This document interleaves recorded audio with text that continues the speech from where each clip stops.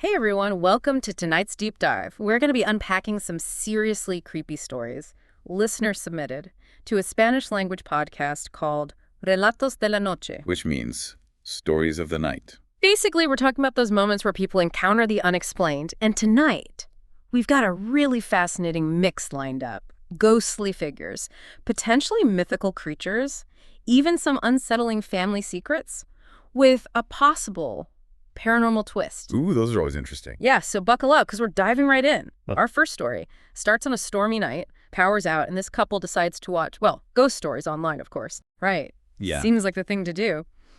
But here's where it gets wild. The listener said they were watching this video, and the actress in the video is describing a paranormal encounter, even describes what the figure looked like in detail. And get this, moments later, the listener sees a figure identical to the one described in the video, standing outside their window. Oh, wow.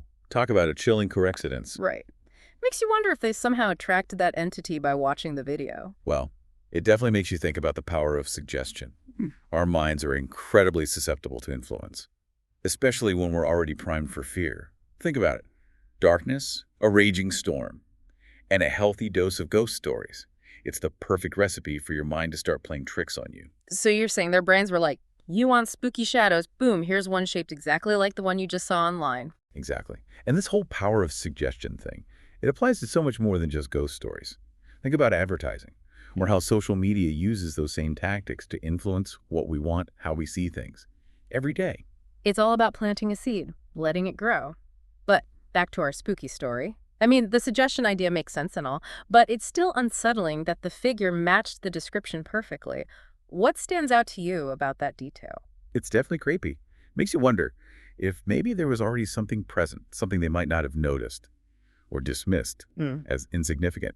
But their heightened state of awareness suddenly brought it into focus. Ooh, that's interesting. So not necessarily the video creating the entity, but maybe acting like a tuning fork, making them more receptive to something already lurking nearby. Exactly. It's like when you buy a new car. Suddenly, you see that same car everywhere. Was it always there? Probably.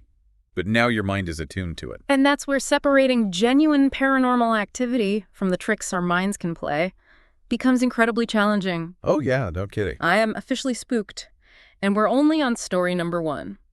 Speaking of things that go bump in the night, our next story takes us from a figure in the window to a potential encounter with something. Well, a lot bigger. Get ready for a potential cryptid sighting, everyone, as we delve into the tale of the horse that wasn't a horse. And just for those who might be new to the whole cryptid scene, we're talking about those creatures from folklore and legend that haven't been scientifically proven to exist, like Bigfoot or the Loch Ness Monster. And this particular story takes us deep into the heart of Mexican folklore, blending personal experience with centuries-old legends. So buckle up. All right, so picture this. You're on this late-night walk with your dogs just outside a small town in Mexico, and the air is still, everything's peaceful. Nice. Well, at first, anyway. Our listener's story starts to take a turn when that peaceful quiet starts to feel off. You know that feeling when the world goes silent? Oh yeah. Like even the background noise disappears? Yeah, it's like all of a sudden your senses are on high alert. The listener even mentioned that the sounds of insects, the birds chirping, it all just stopped. What? Like the whole world was holding its breath. It's like a primal fear response, right? When our senses are deprived of the usual input, especially sounds we associate with safety, our minds start filling in the gaps. And those gaps are usually filled with Imaginary threats. which is the worst possible time for something large and unexplained to show up. The listener describes seeing a horse, but something was way off about it. Okay, so not your average runaway pony. Definitely not, no.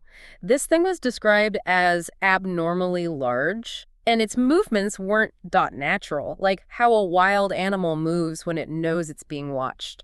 Almost like it was aware of them. Now, here's where it gets downright chilling.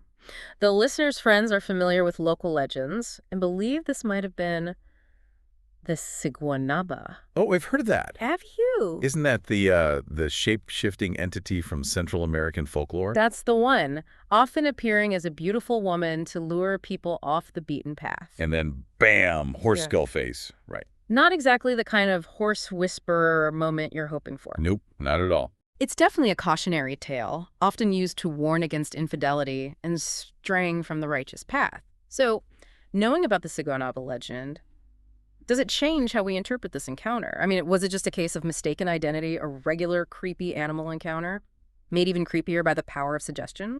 Or could it have been something more? That's the million-dollar question, isn't it? Did knowing about the Sigwanaba influence the listener's perception? Or was this truly an encounter with something else?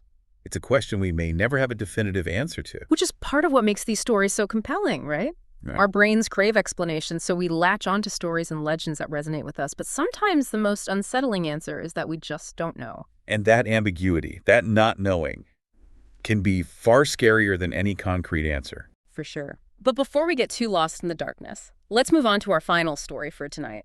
This one hits closer to home, exploring the fear and uncertainty that can fester within a family. This last story is different. It starts off feeling more like a family drama, you know? We're talking sibling rivalry, maybe some tension between spouses, the kind of stuff most people have experienced. But then, things take a turn. Oh, I don't like where this is going. Right. Right from the start, you get the sense of unease. And it just seems to grow as the listener tells their story. It all begins with their sister, Sarah, bringing this new friend into the picture, someone with a pretty unsettling reputation. Apparently, this friend comes from a family with deep roots in witchcraft.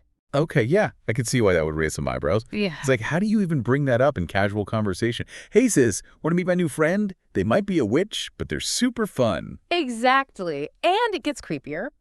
Sarah starts performing strange rituals in their garden. There are whispers. And then, bam, the family starts getting hit with these targeted misfortunes, almost like curses. Like specifically targeted. It's not just bad luck, it's like something is intentionally targeting them. The listener's father sees his deceased mother, who warns him of danger.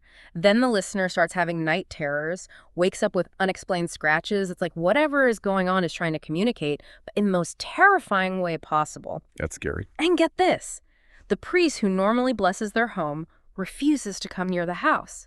He said the holy water they gave him to bless the house was smelled foul, like sulfur. Oh gosh, no thank you. It's like a physical manifestation of something dark and powerful. I'd be out of there.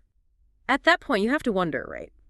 Was Sarah intentionally dabbling in dark forces, using some form of witchcraft to cause harm?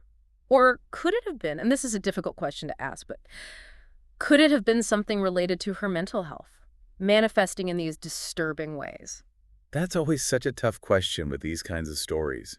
How do you separate genuine paranormal activity from the complexities of mental health, especially when fear and belief are involved? It's impossible to know for sure. But you know what really gets me about this story? It puts the family in such a difficult position. They're dealing with the fear of the unknown, but also their love and loyalty to Sarah. It's heartbreaking. It really is. It reminds you that sometimes the scariest monsters aren't the ones we imagine lurking in the shadows, but the darkness that can fester much closer to home, within our own families. Well said. And that's what's so fascinating about all these stories, isn't it?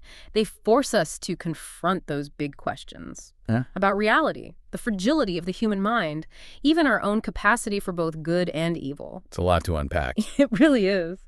We explored some seriously spine-tingling stories tonight, from a ghostly figure seemingly summoned by an online video to a potential cryptid encounter. And then finishing with that bone-chilling tale of family secrets and possible witchcraft. Phew.